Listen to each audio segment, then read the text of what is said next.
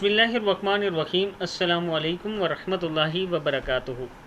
عابد راجہ channel کی طرف سے آج میں اپنے دوستوں کو پریشانی اور غم دور کرنے کا ایک نبوی نسخہ بتاؤں گا۔ اس سے پہلے میں اپنے تمام دوستوں سے گزارش کروں گا کہ اگر آپ نے ابھی تک میرے چینل عابد راجہ کو سبسکرائب نہیں کیا تو ضرور کر لیں۔ تو شروع کرتے ہیں۔ بسم اللہ الرحمن الرحیم۔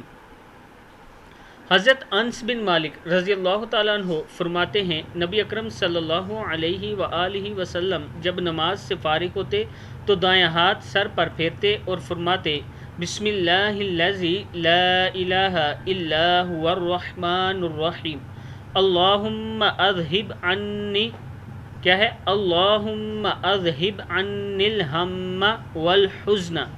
پھر سن لیں، بسم اللہ الذی لا الہ الا هو الرحمن الرحیم، اللہم اذہب عنی الہم والحزن۔